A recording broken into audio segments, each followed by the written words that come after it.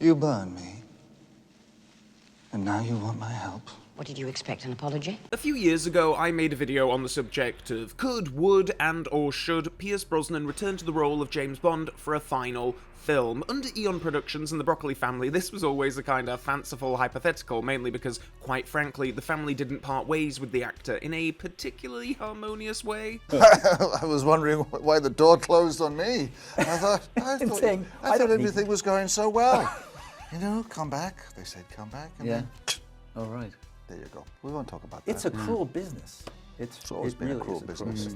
All right. But as of February 20th, 2025, for James Bond, it's a new dawn, a new day, a new life. Or death, depending on your point of view. And really, for the first time, we're living in a bit of a anything can happen phase of James Bond, and suddenly all those once unlikely scenarios seem like actual possibilities. I'm going to make videos on a few other much recurring fan ideas too, but I wanted to first talk about the potential of Pierce Brosnan returning to the role, because I don't know if the man is in full-on campaign mode or what, but a few photos of him recently set the internet alight with discussion about what his potential return to the series could be, so I'm feeling inspired. There was this shot posted on Brosnan's own Instagram page featuring him suited up and leaning on a rather nice-looking BMW, of course being the car brand featured in 3 of his 4 Bond films, and then Aston Martin posted these images of Brosnan reunited with his own Vanquish from Die Another Day, recreating some of the poses from publicity shoots more than 20 years ago, and looking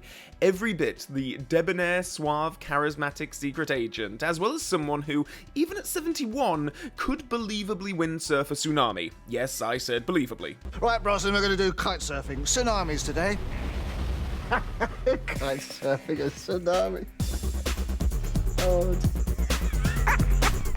Good evening, Mr. Bond fans. If you know this channel well at all, then you will know that I am a pretty big fan of Pierce Brosnan as James Bond. 3 of his 4 007 movies, I would say, are some of my absolute favourites of this entire series. He was the incumbent Bond when I was a kid. You'll be prying my copy of The World Is Not Enough for the N64 out of my cold, dead hands. I'm a big fan of the video games of his era. I just love me some Pierce Brosnan Bond. And yet, the notion of the possibility of the potentiality of him coming back as James Bond fills me with somewhat mixed emotions. And now with some new creative ownership of the Bond brand, it seems like, even if it is still a long shot, it's certainly a damn sight more feasible than it was a few months ago. So I wanted to make a quick video putting together what I consider to be some of the bigger pros and cons of a potential Pierce Brosnan return to this series, and what it could potentially mean for a whole new era of James Bond. We're gonna start with some pros. I think one of the most immediate and obvious pros would be that, well, there's already a built-in audience for Pierce Brosnan as James Bond, a whole GoldenEye generation who would surely be keen as anything to see their favourite 007 back in the role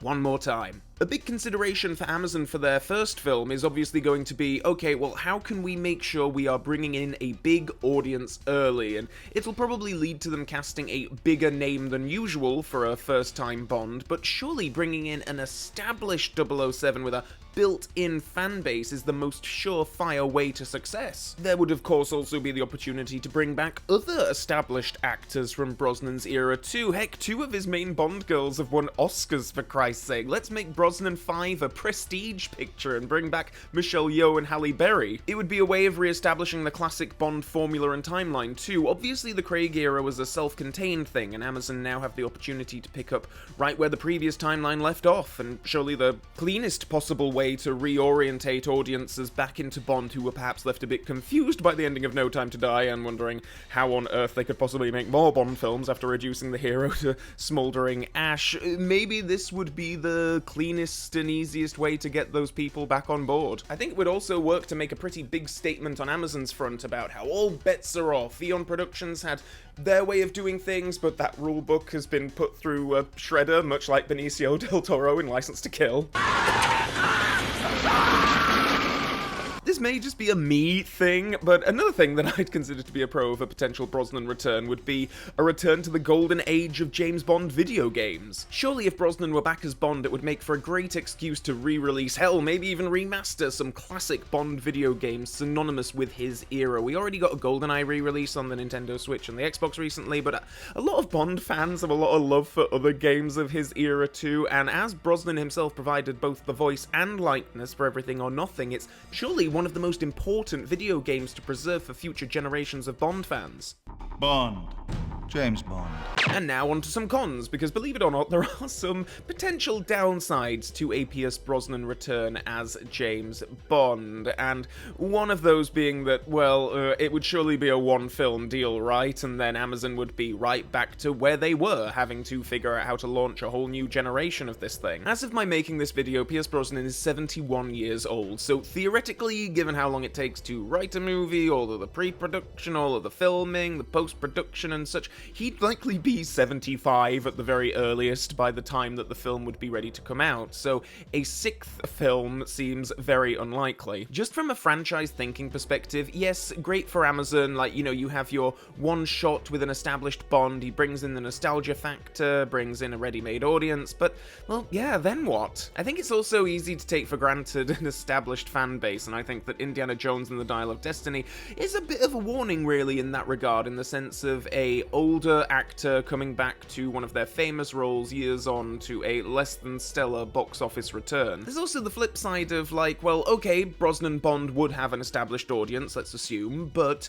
by looking backwards instead of forwards, do you run the risk of losing a potential new audience by just appealing to fans of old? I think most Bond fans will agree that the series needs to do some work to bring in a new generation of fans if it's going to continue going from strength to strength, as it always traditionally did in the past. I, like many 007 aficionados, became a Bond fan when I was a kid, and yeah, when I was 10 years old, every kid in my class had heard of James Bond, and everyone just thought, oh yeah, he's that cool hero with the cool gadgets and cars, right? I don't think the Craig era had much of a similar appeal for a younger crowd. I mean, prove me wrong if I'm incorrect. If you are part of the, I guess, the Casino Royale generation, let me know in the comment section below, but, you know, this was partly by design on Eon's front. This was not an era of plentiful video games and merchandising for the young'uns like it might have been in previous generations, and I suppose that bringing back your dad's favourite Bond might not necessarily work for bringing in a newer group of fans. And speaking of Craig, we literally just had a few films, frankly, that deal with Bond as an older character. In Skyfall, pretty much everyone is saying that Craig's Bond is over the hill, and then in Spectre, he's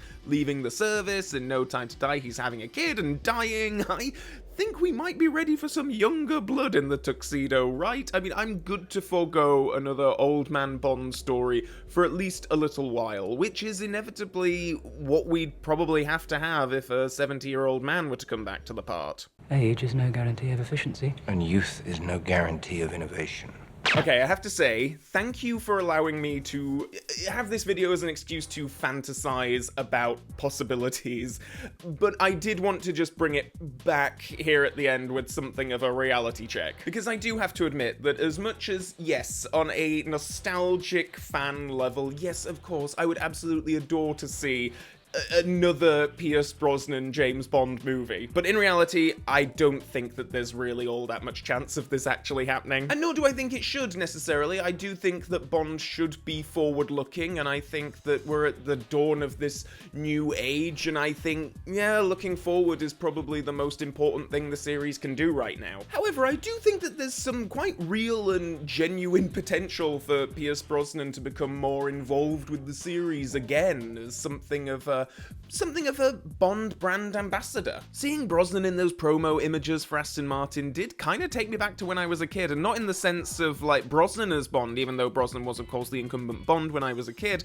Roger Moore was the most high-profile Bond ambassador of the day, and a regular figure on, like, talk shows, adverts, and what have you, and since Roger's passing, I don't feel like we've had much of an equivalent in terms of a Bond series ambassador. Brosnan Brosnan clearly loves the character and cherishes his time as 007, and I could imagine Amazon looking to tap into that in a big way when it comes to representing the franchise in other forms of media as the years go by. Heck, it wouldn't even surprise me if they went so far as to cast Brosnan as M in a future era of Bond, and while I'm not exactly the biggest fan of the idea of recasting former Bonds in new roles, I can't deny that the man would certainly look the part and could probably do it for at least another decade. Seriously, if I age at least half as well as Pierce Brosnan is doing, I'll be a very happy man, Jesus. Whichever way things end up going, I do think it's nevertheless somewhat exciting to be talking about these things with even a sliver of a chance that they could actually happen. The thought of